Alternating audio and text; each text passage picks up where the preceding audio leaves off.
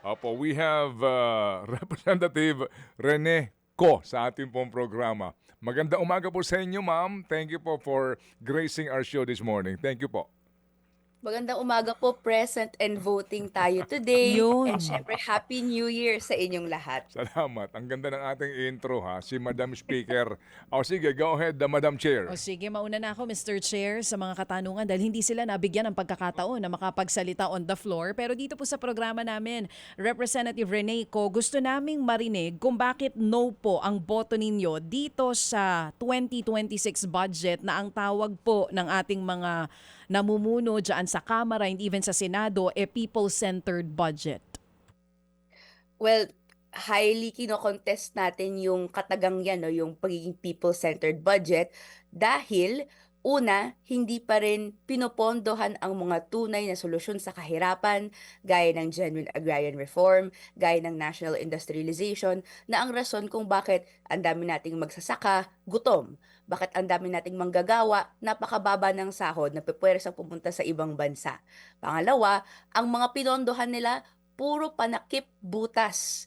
No, nandiyan yung AIX, AKAP, MAIFIP, lahat yan may kailangang nomination ng politiko para makapasok ka doon sa listahan. Kahit sabihin nila na wala namang may bagong special provision na hindi pwedeng nandiyan yung politiko o dapat o wala silang signage. At the end of the day, politicized pa rin siya at hindi ito yung tunay na hinihingi ng mamamayan. At ikatlo, no, andyan pa rin yung pagtaas ng pondo sa pork barrel. Different kinds, no? Nandiyan, tumaas yung tinatawag nating LGU pork. May bagong nilikhang lump sum, ang Disaster Rehabilitation and Reconstruction Assistance Program. LGUs naman ang pwedeng maka-access nito. Lumaki din yung pork sa LGSF and lumaki rin yung pork ng NTF-ELCAC, etc. Meaning po, hindi po talagang pinopondohan ang mga programa na dapat sana makakapagsolusyon ng mga issues natin. Puro na lang tuloy-tuloy na yaman, tuloy-tuloy na pagkakaroon ng kickbacks ng mga iba't ibang politiko ang nandyang sistema. Hindi pa rin po nagbabago kahit may sinasabi silang mas open, mas transparent yung buong proceeding. Kita naman po natin, hindi kami pinagsalita. 45 seconds lang yung session nung December 29. Kaya po, for these reasons, no ang boto natin sa 2026 budget. Oo, Rene, balikan natin yung naging botohan. Kahapon kasama namin dito si Representative Leila De Lima at sinasabi niya nga, isa rin yan sa issue nila na bakit naman daw hindi sila nabigyan ng pagkakataon, handang-handa kayo, maging yung ibang members din ng minority. Para sa inyo, problema yung 2026 budget, pero yung proseso ng botohan sa Kamara, ano po ba exactly yung nangyari na tinitignan din ng ilang mga members sa minority na problema yan para sa amin? Bakit parang ang bilis? Ang tawag nga dito ni Representative Leila De Lima, fast break ni Ratshada. Ano pong tugon nyo doon? Totoo po yun. Dahil makita natin sa buong proceedings, paano ba nating masasabi na dumaan sa tamang proseso ang budget? No? Binigyan ng tamang oras, tamang panahon, hindi lang yung mga mambabatas, pero yung publiko na mag-scrutinize, no? Aralin yung bagong version ng budget, tapos binibigyan ng tamang panahon para magbigay ng tugon. No? Sa dalawang puntong po yun, fail po yung present President Marcos Jr. administration, yung kanyang mga naging mga kakampi sa pagbibigay nito. No, una, no, hindi binigyan ng malaking panahon no yung members ng legislature ng publiko para aralin ito. Sa bahagi po ng publiko 7 AM lang nila na-access yung mga dokumentong ito kasi doon lang isa publiko, no. So yung mga ating civil society partners, no, lahat ng mga sektor na gusto nating siyasatin yung budget, di naman to nagawa. At ikalawa, kami naman po, no, meron po tayong responses na binadali talaga. Meron tayong mga team members na talagang inaral, no, nagpuyat, hindi masyadong nagkaroon ng break during this Christmas and holiday season kasi kailangang aralin to.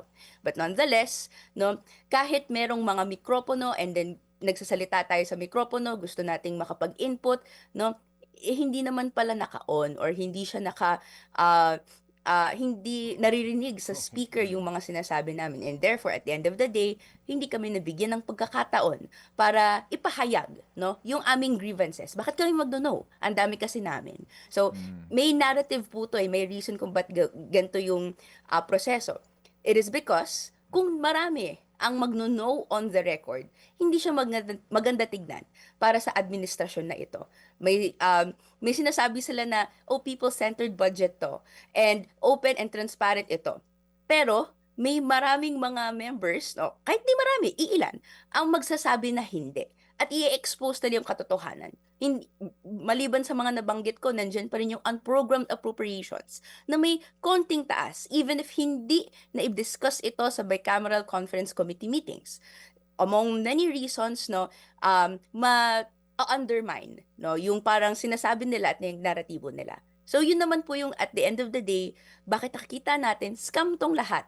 Isang bahagi ng Christmas scam, and kaya patuloy nating binibigyang boses at nilalakasan yung mga nakikita nating analysis and issues na dapat i-resolve pa rin. Scam ito lahat. Isang malaking Christmas scam. Sino po ang nang scam sa inyo o sa mga Pilipino? Andyan syempre si President Marcos Jr. at ang kanyang mga kakampi. Dahil at the end of the day, napakalaking iskandalo ang lumabas sa taon na to. Nakita natin, mas standing analysis na natin to noon, pero nakita yung kalalaan at pagkamalalim ng pagkuha at pagkamal ng kita through the people's funds, through the budget. No, lahat ng mga infrastructure projects nakita natin ngayon ay vulnerable pala sa pagkuha ng kickbacks kasi may usapin na si contractor and si nominator na nagpasok ng budget na yan. And yung nominator na yan, hindi lang yan yung member of the legislature na nag-lobby nito, for example, pero kasama din si DPWH official, kasama din pala yung COA, and even, no, ang paratang, andito rin ang Malacanang. Ang Malacanang ay meron ding mga insertions yan, or may pet project siya na naka-bake in at nasa loob ng National Expenditure Program na magiging budget. So, hanggang ngayon, wala pa rin nakulong tungkol dito sa malawakang iskandalo na to. At hanggang ngayon, andyan pa rin yung pork barrel system na kahit merong parang panakip butas na increased transparency measures kuno, at the end of the day, andyan pa rin siya. Hindi naman po nawawala. At hindi po nag-explore ng iba pang framework na pwede sanang pondohan yung mas mataas, pondohan ng mas mataas ang mabatayang serbisyong panlipunan para sa mamamayan nang hindi panakipbutas yung mga programs na to. Hindi AIX, MAIFIP, hindi AKAP, hindi tupad, pero tunay na oportunidad, no? Tunay na pamamahagi ng lupa, for example, tunay na pagbigay ng mga trabaho at ng libreng paggamutan, etc. So, at the end of the day, dahil andyan pa rin yan lahat, no, nilirin lang tayo na may tunay na mga programa na sasagot sa mga pangailangan natin. So sa atin, no, sasalubungin natin yung bagong taon in a few hours. Kailangan nating mas mangalampag pa kasi Oo. tuloy-tuloy lang yung ating gawain. Oo. Congresswoman, yung sinasabi niyo po na parang si President Marcos Jr., isa itong malaking Christmas scam. You're talking about the 2026 budget. Yung ratsada nung 2026 budget natin doon sa Kamara, do you also considered it na parang pakiramdam ninyo, na-scam kayong members ng minority? Dahil bukod sa hindi kayo napagsalita, ang bilis nga ng mga pangyayari. First time po ba yun na ganun kabilis na-ratify ang budget? Actually, gusto nating balikan yung ibang mga budgets ni President Marcos Jr. No? Niraratsada niya talaga. This isn't new, no? Ito yung kanyang default. Kung alalahanin natin yung mga past budget cycles, ano pong ginagawa sa kanya?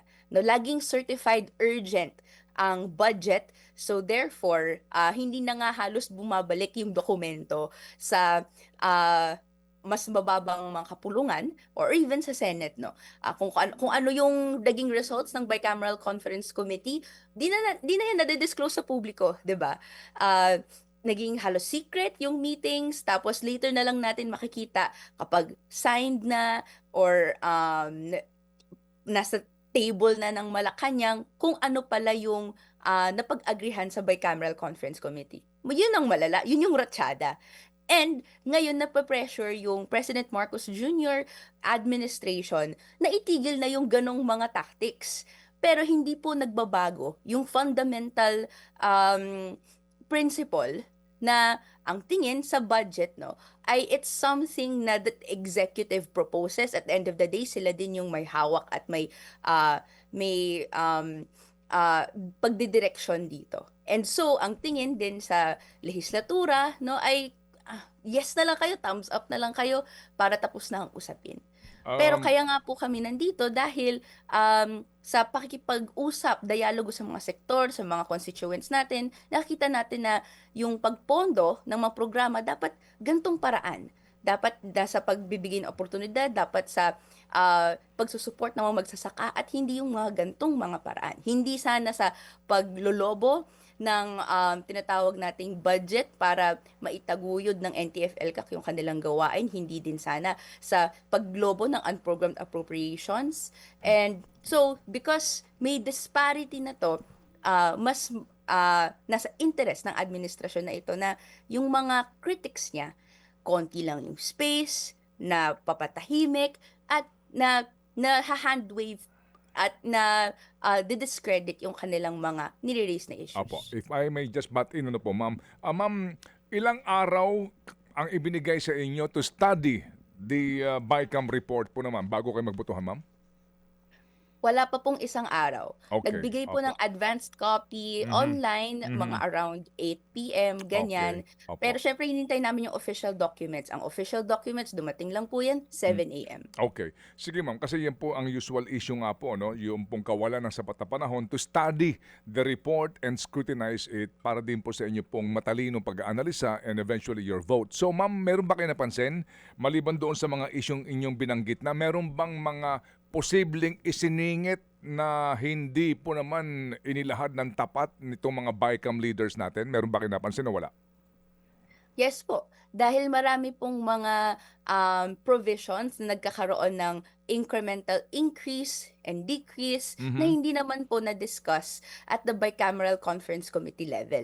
So, di ba nga live stream, may Mm-mm. inaasahan tayo na kung ano man yung changes doon, Mhm. yun na yung reflected lang. Pero nakita natin na beyond sa mga changes na ni-report nila doon, Oo. meron din po dito, no? Included dito yung pagkakaroon ng ah, pag-increase ng LGU pork, no, na bagamat ay limitahan natin into only 10 billion. Meron Opo.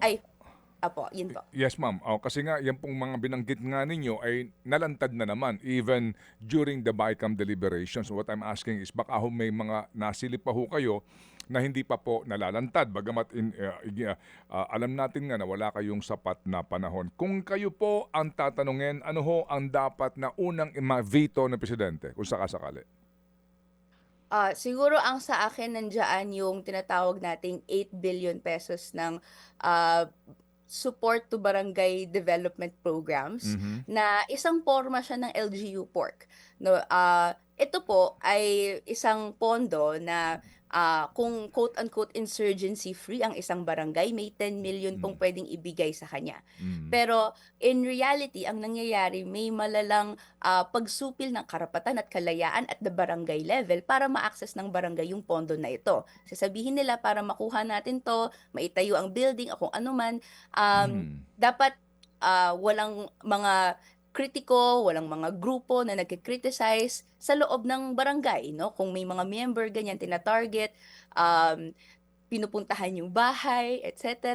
May red tagging na nangyayari. Mhm. And so, because nandiyan yan, no, paraan siya para to keep the barangays in line. Opo. In the level of the administration. So, Mm. yun, and among others, no? And siguro last na po, yung unprogrammed appropriations, dapat tanggalin na siya completely. No, Okay. dapat, kung may extra income na pumasok sa gobyerno, i-proseso to sang-ayon doon sa nakalagay na provisions ng 1987 Constitution, which is that mag-submit sila ng supplemental budget Opo. proposal. Opo. Hindi yung ganito. Opo, yun nga sinasabi din po ng iba, yung pamamaraan po para po sa pagbibigay ng pondo sa isa pong particular na programa na wala po naman pong, kumbaga, sa halip na ilagay sa unprogrammed appropriations. Ma'am, ano po ang say ng Makabayan Bloc dito po sa binabanggit ni Congressman Leviste na nagkusa ang Kamara na magdagdag ng 10 bilyong pisong pondo para po sa susunod na taon? Sa atin, mas okay na nakalagay ang pondo na yan sa mga batayang serbisyong panlipunan, no, social services, or directly sa state universities and colleges na hanggang ngayon, no, 50 billion pesos plus pa yung budget cut sa kanya, or even sa mga ospital na in dire need of funds, no. Ang problem natin sa pagkakaroon ng gantong klaseng mga pondo ay maaari pa rin siyang gamitin para magpatuloy yung sistema ng pork barrel or yung ayuda politics na may mga papautang na loob sa mga tao dahil sa mga politiko. So Opo. sana directly na doon sa mga serbisyong nangailangan Opo. yung pondo na ito. Ito raw po, sabi ni Congressman Leviste, ay parang nga dito po sa tinatanggap per congressman, per office po of the representative na 1.3 million, more or less, buwan-buwan na sweldo and allowance, MOOE, plus ito hong 2 million na bonus po ngayong Pasko. Ang Makabayan Bloc ho ba, magkano bang tinatanggap po per member of Congress po ninyo? We know for a fact, ano po, attorney, na may sweldo po tayo, salary grade number 31. Tama po, ano? Yan po ay 300,000 mahigit bilang kinatawan ng isang particular party list o distrito hango po sa batas. Pero doon po sa 1 milyon daw po na MOOE o allowance. At wala tayong nakikitang ganyan, no? Sa bahagi po ng Makabayan Bloc, hindi lang kami nasa member ng minority na at the end of the day ay mas hindi talaga nakakita ng mga ganito. Pero may reputasyon din na critical at every step of the way ay may masasabi na hindi po sang-ayon doon sa interes ng mamamayan. For these reasons, I think hindi talaga tinitignan as traditional part of Congress yung Makabayan Bloc. So tuloy-tuloy lang tayo kahit no yung salary na nakukuha natin, no, yun yung yun ay nakuha.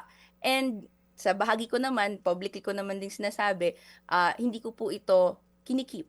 No, ito po ay binibigay, no, sa organisasyon namin para masuportahan yung mga iba't ibang kabataan na aktibo sa ating mga Sige gawain. po. Para mas maintindihan nila, ano po, ma'am, ang sweldo po ng congressman sa pinakahuling, kasi by ano ho ito by tranche, no? I'm sorry, step. Sa step 6 ngayon, magkano, big boy? 300 something thousand, no? Opo, ang alam Opo, ko po salary grade 314. number 31, step 8 ay 334,000. Legal po ito, ha? Ito po ay hango kasi nga nagkaroon na po ng salary standardization law. Lahat ng kawani ng gobyerno meron na pong level. Noong unang panahon kasi, ang sweldo ng congressman po, nung wala pa ito, more or less, pagkakaalala ko lang nasa mga 67,000 eh. Mga ganun lang po yan. More or less po, kung tamang aking pagkakaunawa, 25 years ago. Ngayon po, 334,000 more or less.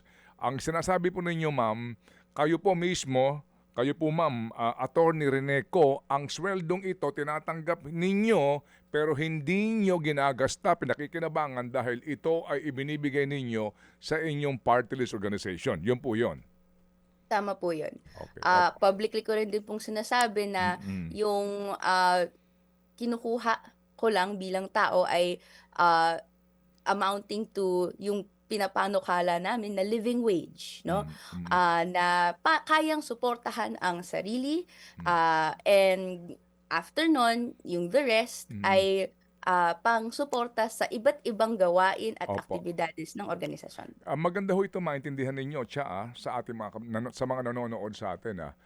iba-iba ho yan eh, no? Iba-iba ho ang party list, di ba? Ito ho kasi makabayan, iba ho ang kanila pong advokasya at iba po ang kanilang panuntunan. So sila po, ang sinasabi dito ni ma'am, yung sweldo ho nila, hango sa legal po na sweldo ng isang congressman, ang kinukuha po ninyo ay yun lang pong kaninyo yung minimum wage na karapat dapat po sa isang mamamayan, living wage. So more or less Living wage po. more or less magkano po lamang 'yon, and the rest ay ibinibigay nyo sa organisasyon para sa inyong mga kampanya at advokasya. So more or less, ano ba ang inyong ipinaglalaban? 1,000 a day? 1,200 a day? Ano ba? Kasi kung 800 lang po yan, baka po kapusin ho kayo. 1,200 a day po yung Okay. living wage sa ngayon, no? Mm-mm. So ito yung deserve ng bawat miyembro ng lipunan natin, Mhm. habang yung inflation pwede nating i-adjust yan. Pero sa bahagi ko, yun nga po, 1,200 a day, Mhm. around 20,000 or so a month. Ayun, yan ang sinasabi po natin mga kapatid. Ano po, ito ho ang kanilang panuntunan. Tanungin nyo yung mga party list ninyo kung anong panuntunan doon. Oo, sa swelduhan po at patanggap ng benepisyo. So tumatanggap ba ang makabayan ng MOOE na 1,000,000 bawat isang opisina? Hindi po. Wala pong ganon. Mhm. And sa bahagi natin, nakikita natin na may pangailangan talaga na yung pondo sa mga iba't ibang aktibidades natin Mhm. ay tuloy-tuloy sanang nagagawa ng sistema na ito na sa bahagi namin ay ito yung nangyayari. Okay, sige po. So salamat po na marami para po sa aming pag-unawa sa inyo po mga patakaran dyan sa Makabayan Block. Maganda ito na matanong po natin ang mga party list organizations paano po ang swelduhan at yung benepisyo tinatanggap daw. Kasi nga inaamin din po naman ng isang kongresista na tama yun, yung 2 million, pero yan daw po para ho sa kanilang constituents. Well, yan po ang sinasabi po nila. Tiya, panghuling tanong na lang please. Oo. Rep Rene, sinasabi nyo nga po walang natatanggap mismo ang makabayan dito sa MOOE na 1 million pesos. Ang binibigyan din itong si Congressman Leviste, yung pagtaas ng MOOE sa Kamara from 10.75 billion naging 18.58 billion. Sa pananaw po ninyo, makatarungan ba yung pagtaas na iyon? Meron kayang justification ito at napapanahon na ba para makita ng taong bayan line per line kung saan talaga ito napupunta?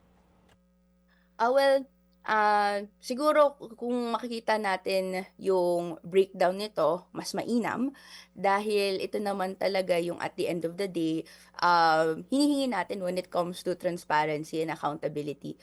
For now, dahil hindi ko rin maisagot yung ano yung gamit nito ng ibang mga tao, hindi ko masabi. Pero ang critical tayo is yung vulnerability niya sa ayuda politics, no? Yung pagkakaroon ng vulnerability na magamit siya para continued yung gantong politicized services. So sana hindi ganon. Kasi baka naman talagang may staffing issues na walang pondo and kailangan meron. So yun yung kailangang dapat critical tayo matugunan na ilabas, no, yung bakit ganito yung increase at the end of the day. Pero Congresswoman, Madam Rene, ang isang congressman may sweldo bilang kinatawan, no? Yung salary grade na binanggit ko. Pero hindi ikaw na congressman ang siyang nagsesweldo, gumagawa ng payroll sa chief of staff mo, sa iyong legislative assistant, sa iyong office workers, etc. Di ba ang gumagawa ng payroll niyan ang Kamara? Meaning, ang nagpapasweldo, Kamara. Yung budget para sa kanila, separate and distinct sa sweldo mo, di ba? True po, yes po. Yes, okay. Yan sinasabi ko na kapag nagbigay ng 1 million na MOOE, hindi po yun pang sweldo ng staff ng congressman. Kasi yung sweldo ng staff ng congressman, ang gumagawa ng payroll noon, nagpapasweldo noon, nag-GGSIS deduction doon, ang mismong administrative staff ng HOR, di ba? Medyo. Di ba, ma'am? Di ba? Ay, yes po. So, Right? Yes po. So sa bahagi ko actually, Mm. kasama ko kayo na gusto nating ma-breakdown yung Mm. itong amount. Yes, ma'am. Opo, ganun yun eh. Para lang maintindihan natin. Ngayon, kung ang isang kongresista tumanggap halimbawa ng 1 million na allowance o MOOE ang tawag nila, kung ano man pong tawag dyan, maaring kumuha siya ng karagdagan tao sa distrito niya o sa office niya sa party list dito sa Metro Manila at gamitin niya pambigay bilang sweldo ng ibang mga tauhan kung kukunin niya. Kung totoo nga na siya ay kukuha ng karagdagan tauhan. Nasa sa kanya na yun. Ang sinasabi ni Congressman Leviste na wala nga pong liquidation practically. Certification lang. Oo. Yun sinasabi niya. Hindi masyadong transparent kung saan talaga Opo. Kasi napupunta. Yun talagang ang sinasabi mahihirapan ka niya. din magsabi ng katotohanan dito kung miyembro ka nga kasi you don't want to ostracize yourself from the rest. Kasi nga po ito ho kay kumbaga solemn o kaya protocol na hindi mo ito ilalantad kasi nga kahapon Secret si Congressman lang. De Lima sabi niya, ay no comment ako dyan. Oo, kasi pinabulaanan na ito ni Swansing eh. Oo. Pero totoo daw may MOOE. Yes. Yun nga lang, Oo. pareho si Congresswoman Swansing at si Congresswoman Reneco, sinasabi nila, hindi raw yung 1 million, hindi naman daw ganoon. Pero ma'am, kung sakaling may share nyo sa amin, sa inyo po, magkano ang expenses na ibinibigay para sa opisina po ninyo? Yung salary po talaga yung pinaka-bulk na talaga ng expenses na yun eh. So, hindi ko rin talaga masabi. Tinitipid lang talaga Oo. natin and syempre, iba't ibang paraan na creative ng kabataan para yung iba't activities natin, leadership seminar man yan or kung ano man, ay may sapat na rekurso para maisagawa siya. Okay, sige po. So ma'am, salamat po sa inyo pong paliwanag dito po sa isyong ito sa budget at maging dito nga po sa inyo rin pong panawagan na maging transparent po ang lahat. After all, ang pinag-uusapan po natin ay perang pinaghihirapan ng mga nasa ibaba. Nang sa ganun po, magkaroon ng sweldo ang mga nasa itaas. Opo. Yun Ma'am, nga po, na maligayang... sana hindi po ganun, no, na kasi ako, I think, living proof na kaya naman po na humble means. Ito na naman yung panawagan sa Public Officers Act na simpleng pamumuhay po yung ating pinapa-impress sa Opo, public opo. officials. Opo, mas lead modest life, yan po ang klaro. Sige, ma'am, salamat po na marami. We wish po ng po, hindi lang humasagana, kundi makabuluhan at makatarong ang 2026 sa inyo pong hanay. Salamat po, attorney. Salamat po, Opo. Congresswoman. Thank you po. Sa ating lahat. Maraming salamat po. Thank you. Mga kapatid, brothers and sisters, saan ka pa? Dito na tayo sa totoo. Dito na tayo sa True FM. Mga kapatid, mag-subscribe and follow po kayo sa social media accounts ng True Network PH. Yan po kami, hanapin nyo lang True Network PH, Facebook, Instagram, YouTube, TikTok, and podcast. Mapa Apple or Spotify man yan, mahahanap nyo kami. Lahat ng mga napapanood at napapakinggan nyo po sa programa, nasa social media accounts namin yan. So paano mga kapatid? See you sa social media!